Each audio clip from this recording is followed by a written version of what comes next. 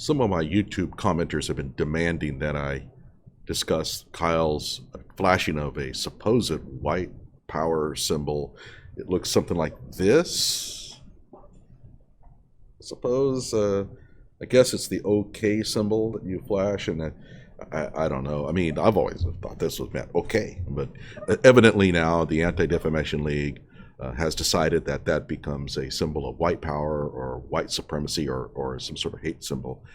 And the Anti-Defamation League and the Southern Poverty Law Center both have very admirable goals. I mean, they're trying to stamp out, real harm. However, they get a little bit carried away with sometimes, especially the Southern Poverty Law Center basically finds hidden code, hidden messages behind every tree and under every rock. I mean, just about anything you do now is a symbol of white power or white supremacy somehow. But at any rate, I'm going to go ahead and discuss this. There are a number of problems that I have with the whole argument that Kyle somehow indicated he hates black people because he did something like that. I do have some help in this regard. I was looking around, just playing some videos, and I came across a couple of YouTube channels that really did a very good job of explaining sort of the ins and outs of the whole bail deal and the arguments about the white power symbol. So thought we would take a look at that. I'm going to react to them, and I hope that these two YouTubers don't mind if I use some of their content. I'm only going to react to it, so hopefully it falls within fair use. And if they don't like it, they can always let me know, and I'll just pull this YouTube down. I don't want to be accused of stealing other people's content. Hello out there. I'm trying to get through. With his powerful brainwaves cradled in the warmth of reasoning, it's time for Johnnie Walker Dread to straighten you out on a thing or two. Emanating all the way from exciting Las Vegas, Oklahoma, it's the Johnnie Walker Dread Show. Okay, so the first one I'm going to show you is a YouTuber who goes by the name of Dose of Sarcasm. And so he's going to go ahead and be making some arguments here. I'm going to go ahead and play it, and then I'm going to comment on them as I go by.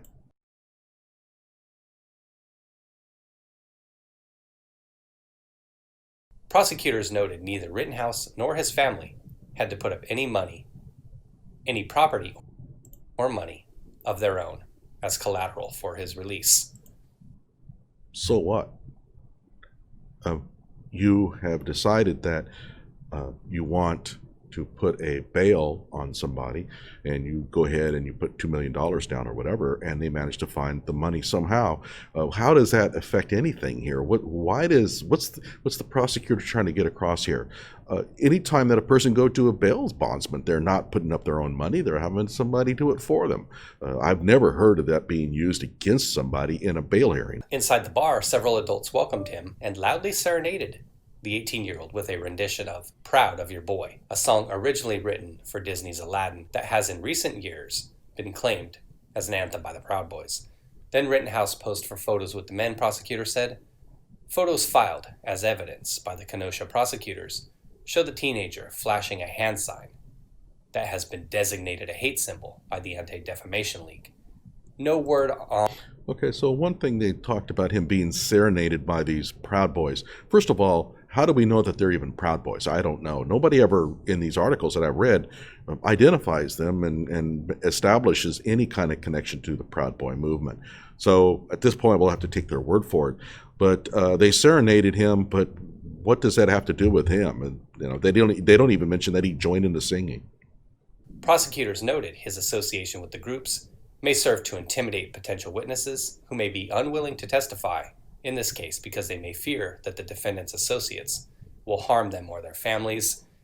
You are going to have to show me any instance where individuals of the Proud Boys have been tied to any bit of witness tampering.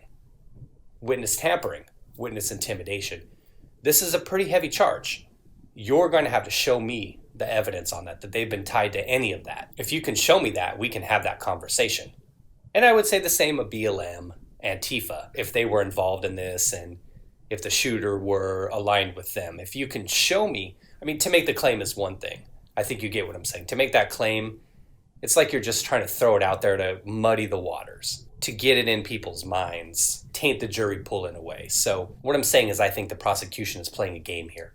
They're trying to pretend like they're looking out for witnesses and jury members, possibly other people involved in this case. But I think they're the ones out there trying to intimidate with character assassination.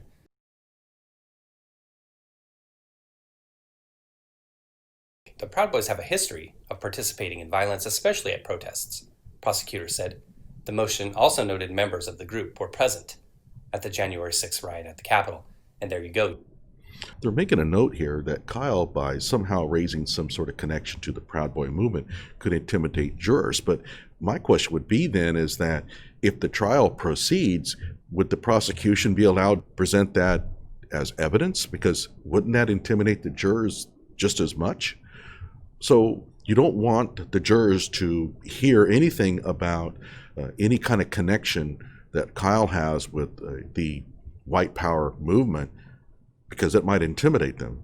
But then you would have no trouble bringing that in a trial right in front of them. So I don't know. I don't buy that argument at all. I think that this is basically just an opportunity for the prosecution to get some of those. It's a strange argument, and it'd be kind of odd. It wouldn't work, but it'd be kind of interesting if they did try to make a connection between Kyle and white supremacist groups, and that Kyle's lawyer could come in and say, wait a minute here. I thought that bringing this stuff up in front of a jury would intimidate them, and now you're wanting to bring it in? So, yeah, I don't know. You see what I'm saying? They're trying to play this game where they act like they're concerned about associates and their families, but in reality, they're really trying to muddy the water to make this individual look bad. And it's a typical game they play, I think, because when you know that the facts aren't really on your side, then you're going to go after character assassination. And I wouldn't doubt that the prosecutors have particular political ideologies. That wouldn't surprise me one bit to know that they were on a particular side of the aisle. Well, actually, we kind of showed that. In one of my other videos, I displayed some text messages between District Attorney Michael Gravely and a local BLM activist, agitator, who is quite open in her support of violent protest. They not only seem to be very chummy with each other, they seem to discuss the latest updates in the proceedings with Jacob Blake and Kyle Rittenhouse. But they also even had plans for breakfast and stuff like that. DA Michael Gravely is clearly in the BLM camp. Prosecutors asked a judge to restrict Rittenhouse from consuming alcohol as part of his bail conditions. No alcohol. The state of Wisconsin prohibits those under the age of 21 from possessing or consuming alcohol, with some limited exceptions, because underage drinkers are not mature enough to handle alcohol responsibly, prosecutors said. Furthermore, the consumption of alcohol increases the likelihood of violent criminal acts. I like here how they say with some limited exceptions. Now, they obviously know that having a parent in the picture is an exception, but yet they still went ahead and tried to file the charge anyway. The court has not... This is a mistake on the prosecutor's strategy, in my opinion. If I'm a prosecutor, I want the defendant getting drunk. I want him out there drinking and talking and drinking and talking and stuff like that. I need evidence. I need incriminating stuff. And for them to come in and say, hey, we want to ban alcohol so that you don't go out and do stupid things like tell people things you shouldn't, that to me is just crazy. And this is one of the reasons why I really think that Kyle's attorney went along with it. I think that Kyle's attorney wants this ban on alcohol because he doesn't want his client getting drunk and going out there and shooting his mouth off. So bad strategy, in my opinion. I think that the prosecutor here just screwed up.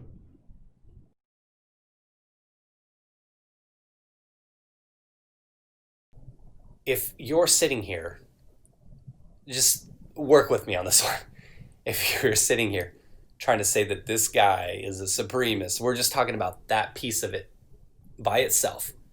That if he's a supreme type folk and he aligns with these other white nationalist type folks, but every individual who tried to attack him or those that he is seen on tape as shooting, whether justified self-defense or whether they convict him, those individuals were all white. If you're trying to paint this picture to me of some white supreme type individual, and you're telling me that all of the harm he did was to white people, then, as I said before in my past videos, that's the worst white supremacist ever.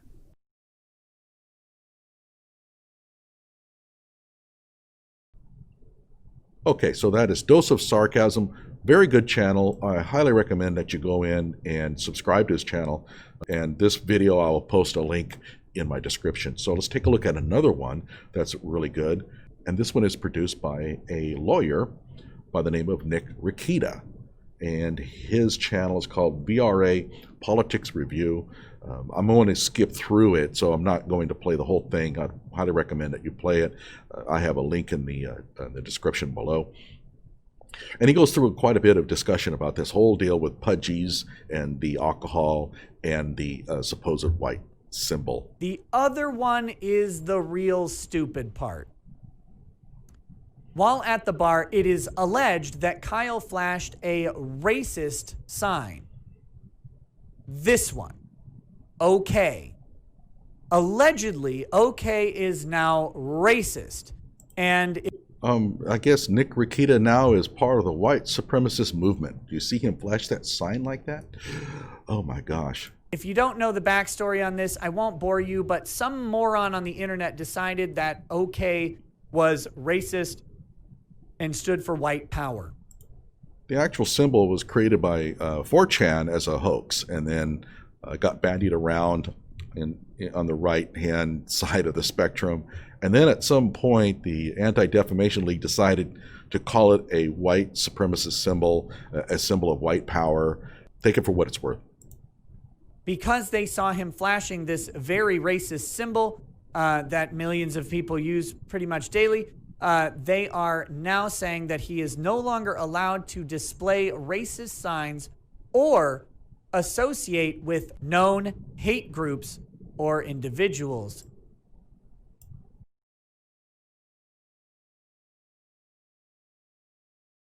Again, before you jump on Kyle Rittenhouse or his defense attorney, I should say, for acquiescing to ridiculous and boldly stupid demands of the prosecutor, let me humbly suggest that this is the best course of action for Kyle. And let me remind everybody that Kyle is currently fighting for his life. If he is found guilty of these charges, he will go to prison likely until he is dead. So this is very much a life and death fight for him, and this is not the place to fight the culture war on behalf of everybody else. That's what the prosecutor wants to happen from this. The prosecutor wants to try and inject race into a situation where a white person shot 3 other white people. That's the goal here. Because remember, the underlying text of this, the reason Kyle is even charged in this case is because a police officer shot Jacob Blake. And that made a bunch of activists from Black Lives Matter and Antifa very, very angry. So as retribution for a police officer shooting Jacob Blake, probably because they knew it would be a long shot getting a charge against the officer, especially because Jacob Blake is now revealed to have had a knife, something many people had credibly alleged at the time of the incident, but now it has been confirmed by investigators who said it is irrefutable that the officer was justified in that shooting. They knew they would not get a charge against that officer, so instead they took the opportunity to try and transpose the issue onto Kyle and to somehow make Kyle into a racist. This helps with the program of vilifying Kyle to gin up support for their own agendas, the prosecutor's agendas, and any other sort of pandering politician who have attached themselves to this issue. It sucks, it's stupid, but that's what they're doing. And it's not Kyle's job to engage in that fight. If he engages in that fight and he tries to argue that the OK sign isn't racist, or he tries to argue something like the Proud Boys aren't a hate group, then he's engaging in accepting the premise of their words, at least on their face, and trying to counterpoint them by facts. And while that may be a noble endeavor in some people's minds, it's a pointless fight over bond conditions, which he has no intention of violating anyway. It is a much better optic and a much better tactic to obviate that question, say that Kyle is not a racist, as the prosecutor is claiming, and has no association with any of these groups, as the prosecutor is trying to improperly imply, and to just say, we have no problem with these conditions. They're fine. No use fighting over something like this. The culture war can be fought elsewhere than in the case where your life is on the line. So they're going to likely get these modifications because they've agreed to them. And typically, even in criminal cases, when two parties agree, the courts tend to go ahead and go along with that agreement unless it is way outside the lines. Nothing about this is outside the lines per se. It's just absurd. A few things that he mentions here, I absolutely agree with him. As a lawyer, your job is to look after the best interests of your clients, not to take on social justice matters for your own benefit. And I'm sure that Kyle, when he first came across this news that they were accusing him of flashing white power symbols, he probably went to the lawyer and said, "This is not true. This is not true. We have to put a stop to this." And I'm glad that his lawyer, Mark Richards, looked at this and said, "No, this is really not the best time to do this. We just don't want to get embroiled in a did he or didn't he kind of deal with white supremacy. It just raises the issue up in the news, and it's more likely for the jurors to hear about it." A few things here. One, it wasn't the Southern Poverty Law Center that created this whole furor about the peace symbol or whatever. It was the actual Anti-Defamation League. But they're very similar in this regard, in that they are constantly on the prowl for these symbols and codes and things, and again, they find them behind every tree and under every rock. There's an interesting First Amendment issue here, and I really don't know the answer to this. It's not worth fighting, and I would definitely not want Kyle getting involved in this debate. But if flashing a symbol like a peace symbol here is a message that you have, for example, white supremacy leanings or whatever, is that protected by the First Amendment? Can you really put in a bail hearing that you're not allowed to display certain messages in your private life? I don't know. Maybe, keep in mind, bail is a little funny in this regard. They might be able to restrict your freedom more than you normally would. But if I am a white supremacist and if I'm out on bail, would I have the freedom of speech to be able to flash my white supremacy symbols if I wanted to? I don't know. It's just an interesting argument. But again, I don't think it's not in Kyle's best interest to raise that issue here. You do like his talk about strategy, and that is, again, your job is not to try to settle these matters, defend your character at this time.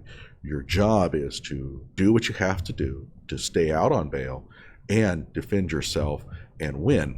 I do agree that their attempt to sort of lay down this white supremacy thing on Kyle does kind of indicate that they're really kind of hurting, I think, on the evidence side. Why would you even care about that? This idea somehow that, well, by flashing a white power symbol, that's going to endanger the jury. I can't imagine any judge or any rational lawyer buying that argument. Again, I mean, if you really do believe that, then how would you introduce that kind of evidence in an actual court hearing? Wouldn't that intimidate the jurors that are sitting watching this at that moment? So it doesn't make any sense to me. This indicates that they're really trying hard to get Kyle painted in a very negative light, because I don't think they have a whole lot of evidence against him. What does the white supremacy symbol mean? I mean, what in terms of this Kyle Rittenhouse issue? Well, first of all, is it even a symbol of white power? Well, the Anti-Defamation League believes so. It did start out as a hoax initially by the 4chan movement, but the ADL has declared it as a white power symbol. But how authoritative is the ADL? I mean, does the court have to simply buy this argument that it is a symbol of white power just because the ADL says so? And I went and looked, and I don't see any real good support by the ADL to, that this symbol means much. From a strictly legal standpoint, I'm not sure that they can even introduce this into the court proceedings anyway. For them to be able to introduce this, even if they were able to say that this is a white power symbol, why would the judge allow it? There's no indication, no evidence whatsoever that any of the shootings themselves were caused by any kind of white power ideology. So if maybe if they had a witness that would be able to say that he heard Kyle say something that made it look like the shooting of Joseph Rosenbaum was because of a white power deal, but I cannot imagine there being that argument. Clearly, the later shootings had nothing to do with it. We have that all in video. They're chasing him. That's clearly that's clearly self-defense. Certainly had nothing to do with any kind of white power deal. They were chasing him and attacking him.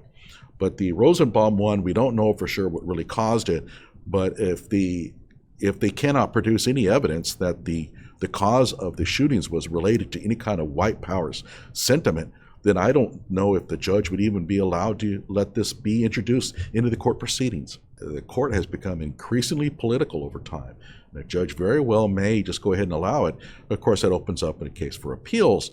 But again, everything is real political now. And so the appeals may refuse to overturn it simply because of their own ideology. The other question I have is, if the symbol here is somehow a symbol of white power according to the ADL, did Kyle know that? What was Kyle's reasons for doing it? You know, he's in a bar. He's probably had a few beers. I think they say 3 beers. I think he's 5'9" and 140 pounds wet. I don't think he was particularly sober at that time. How hard would it have been to convince him to do this? Was it his own idea, or did somebody encourage him to do it? We don't know.